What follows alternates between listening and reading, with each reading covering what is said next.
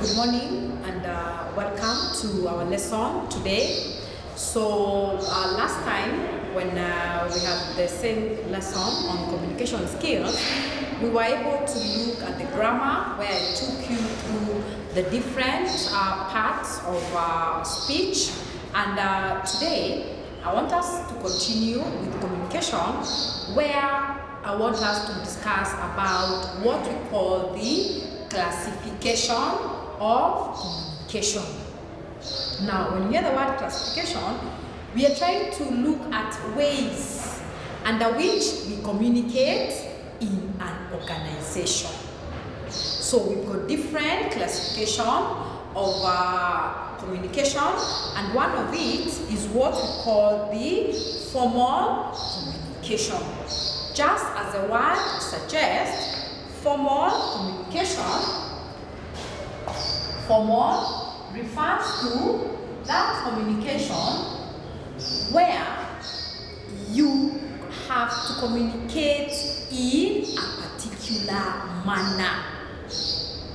In terms of, for example, if in case you needed to communicate to, let's give an example of here as kids, in case you needed to communicate to the principal, you can only communicate to the principal only if you are required to do so. Otherwise, you should communicate through your class representative, then the head of department, and then from the head of the department, we've got the branch manager, and then the principal. So here formal means you have to follow certain protocols for you to be able to communicate.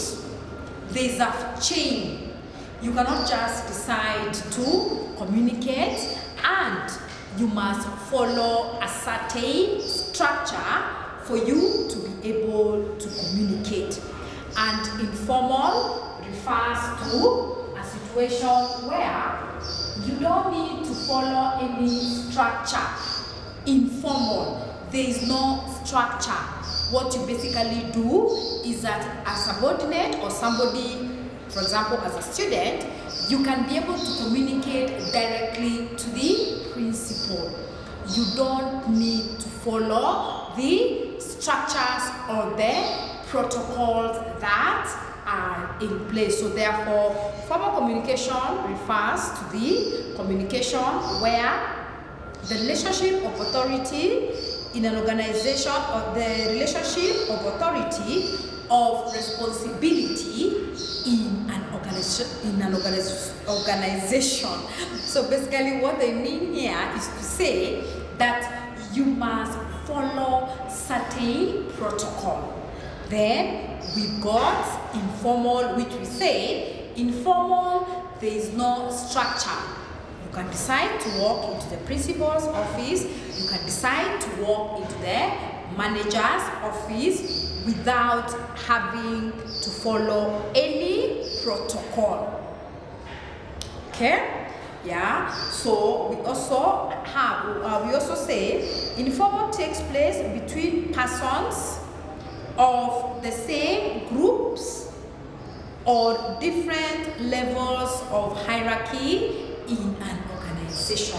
What they're trying to tell us here is when you are communicating informally, this is communication between people or groups that are in the same level. For example, students communicating amongst themselves, okay? Or lecturers communicating among themselves. That's what we call the informal communication.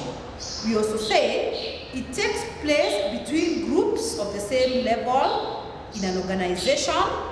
It also passes between groups as they come into contact with each other in the course of performing their jobs, though not recognized officially. So also this informal communication, they're telling us that it refers to that communication.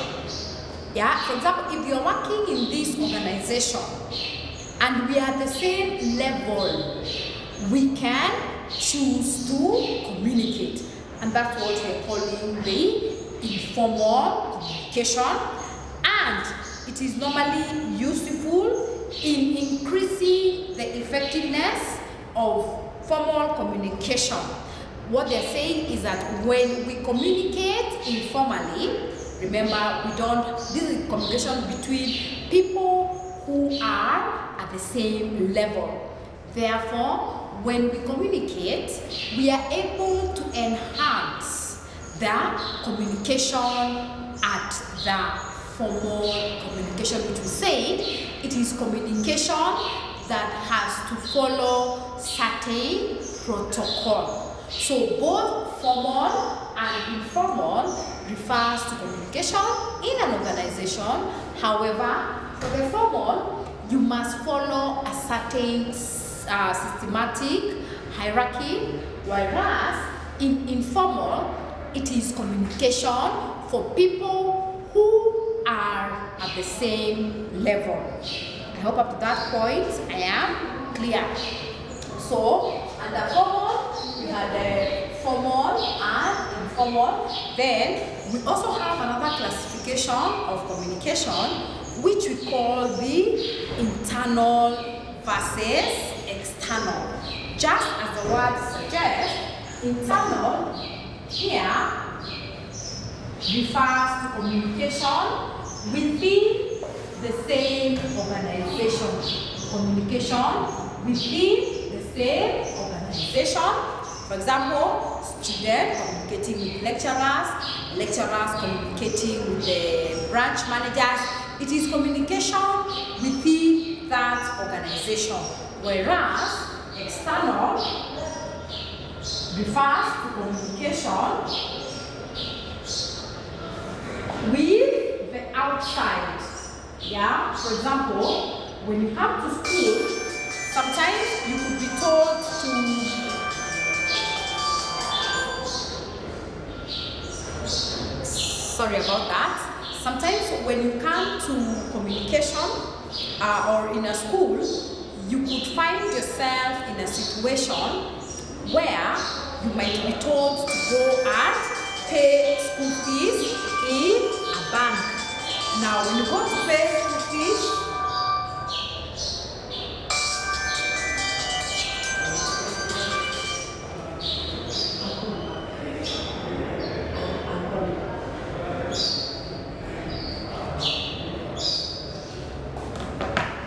sorry about that. So we are talking about the internal versus external. I was giving an example of, like, in this school, sometimes you might find yourself going to pay for your school fees in a bank. So when you go to that bank, yeah, that bank has a relationship with Kids College. Now that kind of a relationship is what we call the external. Yeah, external means communication between this organization and a different organization, e.g. a bank. Okay? So, for example, internal is within same department, different department. Now, external may be e.g. bank. Okay? So this is communication that revolves around between people or people who work in this organization and other people who work in a different organization. Okay? So that's the difference between internal and external communication. Now, under internal communication, which we say it is communication within the same organization, under internal, we have got different ways under which we communicate. We could be working in this organization, but there are certain ways under which we communicate. So under internal communication, which we define as communication within the same organization, And we say why it is important to have internal communication is that it enhances or there is better understanding within the organization. When people who work in this organization communicate, there is better understanding. Also, we say it enables the organization to minimize and avoid losses. How does it do it? What happens is when people are able to communicate, for example, if it is in a factory, you know what is expected of you as a person. Therefore, whatever you shall be doing, you'll be doing it, basing it on the available resources that you have, and therefore, there will be no wastage. Now, we also say, under the internal communication, under that internal, there is a certain way also under which people communicate, and one of that ways is what we call the vertical. Now, vertical, as the word suggests, it is communication which either goes up or down. So, vertical communication refers to communication where message or information is either passed up or down in an organization. So, for example, in KIPS College, we can be able to communicate to our students. Our students can also be able to communicate to us. So that method is what we call the vertical. Either information going up or information going down. So you can either decide to communicate or you can decide to communicate. So under internal communication, we got the vertical internal communication. And under that vertical internal communication, we say this is communication which either goes up or down. We've got the downward communication. Now under that we've got downward communication. Now downward communication refers to communication under which the management or the situation whereby information starts from the top. Top means what? It starts from the management going to the subordinate. So it starts from up, down here, going down. That's what we call the downward communication, where information comes from the management going to the subordinates. Okay? And this information, some information could be coming from a manager going to the subordinates.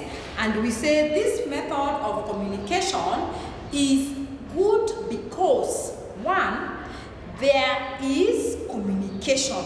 Sometimes managers are able to communicate or they are able to pass certain information. However, one of its main disadvantages is that sometimes these managers or the top management are able to give over. They can either over communicate or they will under communicate. Also, we say we also have delays. We're now looking at the disadvantages of this downward communication, which we say is communication that comes from down up going down. So one of its main disadvantage also is that there is delay that is caused in the line of communication. Remember, these managers have to communicate to your manager for your manager to come and tell you what they have to tell you. So there's a certain protocol. Therefore, there could be delays. Also, we say there could also be loss of information, because the information that was given by the management, when it reaches you, certain information would not be there. Also, we say we have got vertical. Under vertical, we've got downward communication, which refers to communication that comes from the management to the subordinate. Also, we have the upward. Now, upward is now communication which comes from the subordinates going to the management. So this is a scenario where perhaps students would communicate to the management. Now this method of communication is very good, and also it's very important because this is a situation whereby people get to talk about themselves. In most cases, when the subordinates are communicating, in most cases, they are talking about themselves. They're talking about the challenges that they are going through. They're talking about the issues that they want addressed. Yeah, they're talking about their problems. Or maybe they could also be giving reports. So this method is good because it allows the subordinates to give feedback or to express certain issues that they could be going through. Also, it is important, especially in an organization, when they want to introduce new policies. So they are able to ask the juniors for that information, and the juniors are able to give feedback through what we call the upward communication. So remember, under classification of communication, we've got what we call the formal and informal. Formal, we say, it is communication that has to follow certain channel. Informal means people communicating, people who are the same level communicating. We also have got internal and external communication, where we say internal communication refers to communication that happens in the same organization, whereas external refers to communication that revolve around this organization and the outside world. We also say under internal communication, we've got what we call the downward communication, which means that information is passed from the management to the subordinates, and we also have got the upward, which means that the subordinates now communicating to the management. Now under the same, we say that we have got certain methods that are used for upward communication. We've got what we call the open door policy. Now open door policy means that you can walk into the manager's office and raise your concern. We also have got the complaint and suggestion boxes, which we even have in school, where now students can be able to give feedback on certain issues that are affecting them. You can also, another method is through social gathering. Now, social gathering is where people go out and meet and interact, whereas at the same time, they might be able to express their fears. Also, we have the reports, which also is another method of the upward communication. So also, we have another method that we call the horizontal. So under internal, we say we've got vertical, so we also have got horizontal. Now horizontal communication refers to communication of people who are at the same level. People who are at the same level, maybe students, yeah, maybe lecturers, yeah, the support staff, etc. So this kind of communication is very important, and it's normally acceptable, especially at the at the lower level in an organization. And this communication is used for purposes of coordination and harmonization of different activities.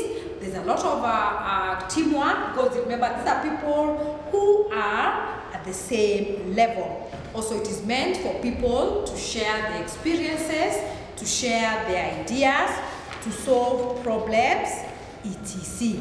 So I'll also go into details of another method under the horizontal communication, which we call the grapevine. So I'm going to share details of that in the next video. Otherwise, I want to wish you a good day.